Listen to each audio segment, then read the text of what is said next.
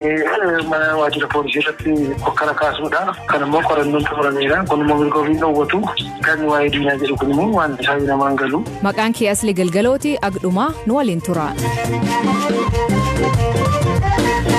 Dhaggeeffattootni oduutiin jalqabaan Mohaammed Eeksisoo barataan waltajjii barattoota Yuunivarsiitii Jimmaa irratti sagalee mormii dhageessisee hidhame ammallee poolisiin to'atama. Manni murtii aanaa magaal Jimmaa dhaddacha Rooleen yeroo lammaffaaf wabiin akka gadhiifamu murteessee ture. Garuu erga gadhiifameen booda poolisiin deebisee to'ate. Maatii olaanaa abukatoo isaa Obsinaan Girmaa waan mudatu gaafate.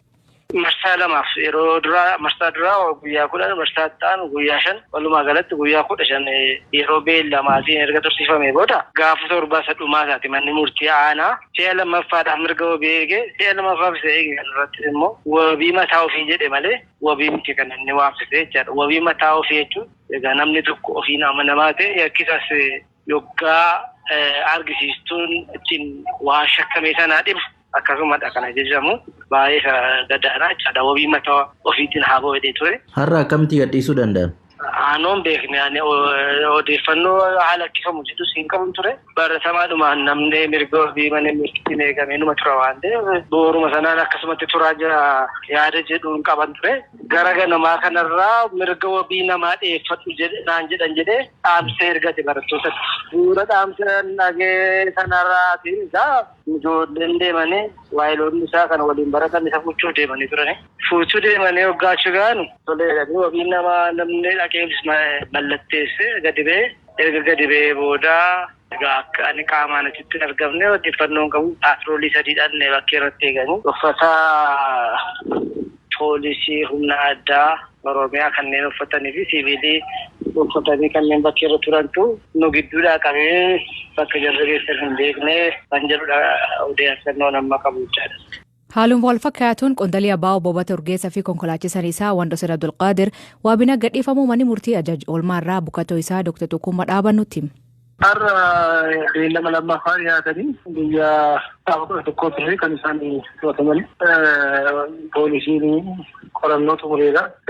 Qorannoo isaa mana waajjira poolisii dhufee lola uumee hokkara kaasee fi qorannoo xumureera. Garuu diina wajjin walqunnamtii qabu jedhamee shakkii waan jiruuf beellamni naaf kennamu ka jedhu kaase. Abukaatonni obbo Misgaanuu Mul'ataa, Toolamaaram Gaaddisaa fi ana Dr. Tukummaa sadii isaanii dhageessee Dakkii poolisiin qorannaa isaa fixeera kan waa'ee diinaa jedhu kun ifamti maal jechuudha. Kan durasitti qabamee waa'ee waajjira poolisii irratti hokkara kaasuudha. Kan immoo qorannoon xumurameera. Kun immoo mirga ofii dhoowwatu kan waa'ee diinaa jedhu kun immoo waan isaa namaan galu kan isaa ifamti. Lammaffaa immoo nama hidhanii qorachuu miti qoratanii kaanii hidhuu. Hiikanii kaanii yakkoo jiraate gatii hidhuun waan nama rakkisuu hin qabu. Kanaaf gadhiisamuu qabaa. Lammaffaa immoo yakka hin beekamneen akka diina ka jedhuuni ta'uu qabu qotamuu qabu ka jedhuun. Kanaan dhumarratti manni murtiis lamaan isaanii wabii birrii 5,500 akka bahan jedhee mirgoonni isaanii eegamee jechuudha.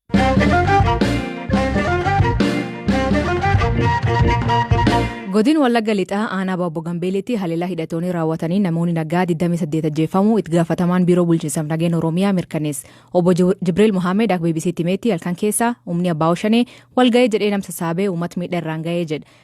Haggamaa tarkaanfii fudhatamaa jira.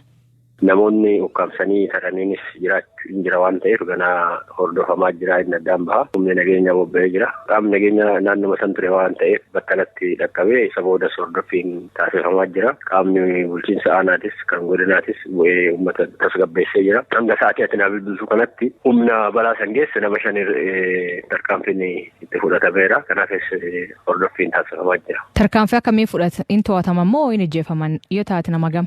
Dhukaasa waan taateef humna hidhateetiin hin socho'u walitti dhukaafame namni 5 du'eera. Ka du'e san immoo uummanni naannoo saniitis du'uu isaanii mirkaneeffatee ilaalee jira. Yeroo baay'ee gocha kana yoo raawwatu walga'ii hidhatootiin yaamtee jetti jiraattoonni walga'iin kun kamaani yoo taate mootummaan yoo sun ees jira.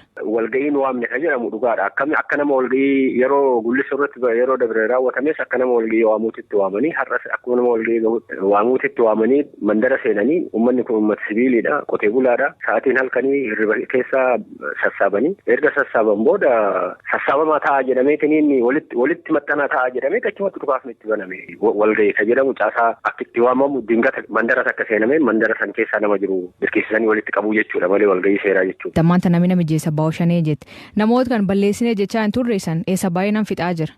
Balleessanii fixnee hin jenne sababni isaa inni balleessanii fixuunis akka salphaatti kan ta'u miti waa hedduutu jira kana durallee kaasaa turre tokkoffaa humni riphee lolaa kana falaffalu karaa hin qabanne waan ta'eef hanga humni isa guyyaa guyyaadhaan falaffalu isa oomishu suni karaa qabatu dubbiin hin dhaabbatu inni lammaffaadha haalli mijaa'an keessattuu amma immoo haalli mijaa'an jira biyyattii keessatti biyya keessaa yookaan filannoodhaaf qophaa'amaa jira filannoodhaaf yoo deemtu immoo humni filannoo didee keessaa bahee jira humni immootu duraanuu filannoo hin barbaanne jira humni immootu iyyuu aangoo irraa ari'ame jira kuni waliigalee hojjechaa jira kan mul'atu kan lammaffaa humni alarraa biyyattii gaafii jala galchuudhaaf karoora misooma biyyattiin qabattee deemtu keessattuu laga Abbayyaa wajjin walitti qabatee laga Mormoroo wajjin walitti qabatee kan jiru jira. Lagni Mormoroo yoo qabame maaltu dhufuu danda'a? Isarraa ka'ee Itoophiyaan akka Itoophiyaa qofatti osoo hin taane akka gaafa Afrikaatti maal fiduu dandeetti kan jiru irraa ka'amee wanni hojjetamu. Gibsi qofa osoo hin taane warri ishii duubaan jirus hin jiraata. Kanaaf kuni boqonnaa rakkinna yeroo boqonnaa muraasa keessatti yeroo muraasa socho'u namaa wajjin deemu garuu yeroo muraasa booda mootu ufiin karaa qabachaa deemu akka ta'e boqonnaan kun boqonnaa humni riphee lolaan itti baduu danda'u guutuutti itti qulqullaa'uu danda'u osoo hin taane dadhabee garuu socho'u.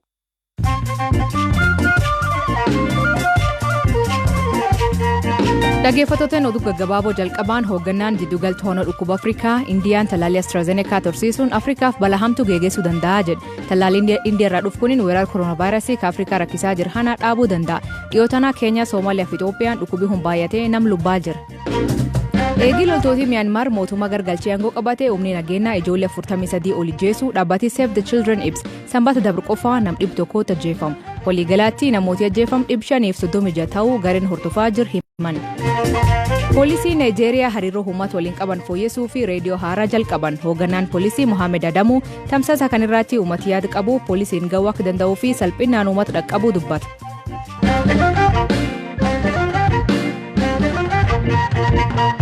Ambaasadareen Itoophiyaa Masriitii dhimlaga Abbayyaa mariin biyyoota sadeen akka furtuu jalqabumaan ejjannoo Itoophiyaati jedha. Amma Itoophiyaan gar waraanaa hin taane mariin itti fufiinsa qabuun waliigaltee irgeennaa jettee amantii jedha Ambaasadar Maarqos Takkilee dhimma jaarsummaa Ameerikaa keessa ba'an irratti dubbatan.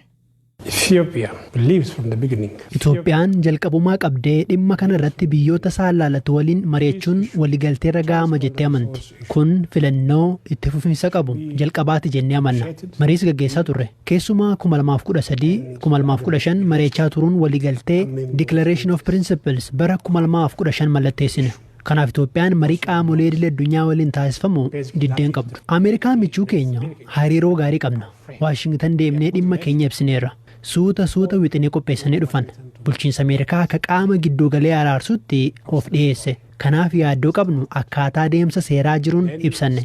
Gaafa wanti nu hin adeemsifne dhufu keessaa baane. Sababni isaa yeroo gareen dippiloomaatota Masrii bara 2012 Finfinnee seenan Itoophiyaan dhimma kana akka iftoominaan dubbattu gaafatanii turan. Ergasii iftoominaan mari'achaa turre. Ogeessota idil addunyaa waamnee akka mari'atan goone. Miidhaa tokkollee akka Masrii fi Itoophiyaa irratti hin fidne amanna. Itoophiyaan hanga ammaatti waliigaltee bara 2015 irratti amantaa qabdi. Hidhaan Abbayyaa guutamuun Masriis ta'e Sudaan waan miidheen qabu. Biyyooti sadeen Itoophiyaaf Suudaaniif Masriin eegii jaarsi kun eegalee marii geegessaniillee waliigaltee gahuu hin dandeenye. Biyyooti sadeen jaarsuma gamtaa Afrikaan marichi itti fufan. Haa ta'u malee Masriin Ameerikaa fi UN'if gamtaan Awurooppaa akka hirmaatan barbaadde. Yoo waliigaltee ergahuu dadhaban biyyooti tun sadeen gar waraana gahuu dandeetti gaaffii jedhu jira. Itoophiyaan jaarsa hidha guddicha laga Abbayyaa erga jalqabdee kunoo waggootni 10 darbaniiru. Liqaa alaa malee humna beekumsaa fi baajata biyya keessaan ijaareen xumura jechuun misooma biyyattiif abdii guddaa irra kaawwachuun haa jalqabduyyuu malee biyyoota dinagdeen isaanii lagicha irratti hundaa'e akka Sudaanii fi Masrii waliin garuu waliigaltee xumuraarra hin geenye. Hidhi kun waggaa meeqatti guutamuu qabaa kan jedhuu fi haalli oopereeshinii hidhichaa madda wal abdee ta'uun tureera. Sudaan marii kana keessaa yeroo garaa garaatti baateetti. Itoophiyaan marii bara darbee Waashingtanitti gaggeeffame isa lammaffaarraa ejjennoo bulchiinsa Tiraamp irraa kan ka'e bahuu ishee beeksifte. Ergasii jaarsummaa gamtaa Afrikaan biyyootni sadeen mari'achaa turan. Yeroo Sudaan Ameerikaa, gamtaa Awurooppaa fi UN qaama marichaa akka ta'aniif yaada dhiyeessitu Masiriin osoo hin fudhatiin hafte. Ergasii marichi gamtaa Afrikaan ergatti fufee ammoo yaadni qaamoleen arfan marii kana irratti hirmaachuu qabu jedhu dhiyaatus Itoophiyaan rakkoo Afrikaa keessaa karaa gamtaa Afrikaan biyyootni sadeen furachuu dandeenya ejjennoo jedhu qabachuun itti fufan. Gidduu kana ammoo pirezidaantiin Masirii Abdul Fattah al-Sisi sababa hidha haaromsaa laga Abbayyaa Itoophiyaan ijaaraa jirtuun bishaan biyyi isaanii argattu hir'annaan naannicha keessatti waan hamaatu ta'a jechuun akeekkachiisan. Al-Sisiin cimsanii yoo dubbatan ammallee irra deebi'een jedham bishaan Masirii keessaa eenyullee coba tokko fudhachuu hin danda'u. Kun ta'ee argamnaan garuu naannicha keessatti tasgabbii dhabinsa hin yaadaminitu uumamuuf deemaa jedhan. Itoophiyaan garuu karooruma qabatteen hidha haaromsaa laga Abbayyaa ji'a waxabajjii dhufu yeroo roobni waqtii gannaa jalqabu marsaa lammaffaa guutuuf akka jettu dubbatte. Itoophiyaan bishaan biyya ishee keessa jiru laga Abbayyaa osoo kaaniin hin miidhiin fayyadamuun walabummaa biyyaa akka ta'e cimsitee himaa turte. Ministeerri muummee Itoophiyaa Abiy Ahmed dhiyeenya kana bishaan guutuu ilaalchisee osoo marii sana hin xumuriin waqtiin gannaa nu darbee waggaa tokko keessatti doolaara biiliyoona 1 dhabna jechuun bishaan guutuu tursiisuun akka hin danda'amne himaniiru. Biyyootni kunneen walii galuu yoo dhaban gara waraanaatti seenuu maluu laata? Dhimma kanarratti Neezerlaand irraa dhimma gaanfa Afrikaa kan xiinxalan Dr. Adam Kaasee haalli keessoo Sudaan murteessaa ta'uu himu. Sudaan bara bulchiinsa Albashiir Itoophiyaa waliin ejjennoo wal fakkaataa qabdi ture. Erga Albashiir kufee garuu akka biyyaatti bulchiinsa wal fakkaataa ta'e hin qabdu. Humni waraanaa kan gaggeessu jira. Isaan keessa humna riifataa Rapid Force kan jedhamu kan gaggeessan immoo jiru. Bulchiinsi siivilii ministeera muummee Abdallaa Hamdook gaggeessan immoo jira. Gara Itoophiyaatti kan dhiyaatu bulchiinsa ministeera muummee Abdallaa Hamdookedha. Erga Itoophiyaan lola naannoo Tigraayitti galteen as garuu humni waraanaa Sudaan keessoo isaa cimsaa jira. Gama siyaasaanis jabaachaa jira. Bulchiinsa siivilis yoo ta'e erga Itoophiyaan lolichatti galtee gama mariitiin kan jirus yoo ta'e isa duraan yaadaniin ol bu'aa gaarii ta'e argachuu dandeenya jedhanii yaaduu danda'u. Dabalataan dhimma gaanfa Afrikaa irratti dhiyeenyaan kan hordofan London irraa Abdurrahman Said Abu Hashim sababni ijoo wal dhibdeen hammaatu ejjennoon Sudaan waan geeddarameefii jedhu. Abbayyaa ilaalchisee ejjennoon Itoophiyaa fi Sudaan tokko ture jechuun danda'ama. Amma ejjennoon Sudaan agarsiifte ejjennoo kana dura qabdurraa kan jijjiiramee fi waan hin eegamnedha jedhamuu kan danda'u jechuun dubbatani. Dr. Adam gama isaaniin itti fayyadama bishaan Abbayyaa kana irratti biyyootni sadeen lola seenuu danda'u sodaa jedhus qabu. Waraana seenuuf fedhiin dhibuus hubannoon dogoggoraa jiraachuu mala. Qaamni biraa maal gochuu mala jechaa tarkaanfii kan fudhattu. Odeeffannoo guutuu yoo hin qabaanne murtee dogoggoraa fudhachuu malta. Kanaaf murteewwan dogoggoraa akkanaa dhimmicha to'annoon ala gochuu danda'u. Gama Sudaaniin lolicha barbaaduu malu. Waraanni Sudaan biyyattii dammaqsuuf lolicha itti fayyadamuu danda'a. Gama Itoophiyaanis akkasuma barbaadamuu danda'a. Lola ijootti seenuuf fedhiis humnas qabu jedhee yaadu. Keessumaa Sudaanii fi Itoophiyaan rakkoo keessoo qaban irraa kan ka'e lolicha barbaadu jedhee yaadu. Garuu affeerraa lolaa jiraachuu mala. Obbo Abdurrahman ammoo lolli ka'uu dhiisuu danda'a yaada jedhu qabu. Muddamni amma jiru biyyi tokko isa kaan irratti dhiibbaa uumuuf malee waraanatti seenuuf fedhiin waan jiru natti hin fakkaatu jedhan. Ta'us Itoophiyaan osoo dhimma biyya keessaan qabamtee jirtu Sudaanii fi Masiriin haalli isaa mijataadha jechuu danda'u jechuun himani. Sudaanii fi Masiriin dhimmi kun furmaata waaraa yoo hin arganne karaa salphaan hiikamuu akka hin dandeenye amanuu jechuun dubbatani. Dhaggeeffattootteen sagantaan har'aa ganumaa nu eeggatanii dhaggeeffachuu keessaniif ulfaadha isaniin jedha. Mammaasii galgal kanaa maaliin guddatu jennaan baraatu dhumee jedhu mucaan hiikaan isaa isan biraa maanii kooment keessan nu beeksisa. Sagantaa kan qophees Zalaalem Taadessaa gam teknikaatiin Mubarak Abdallah kan isaniif dhiyeessan Asli Gilgalooti Agborii isaatti akkana nagaa waaqa kee bulaa oraa bulaa deebana hangafamaan dhan bulaa.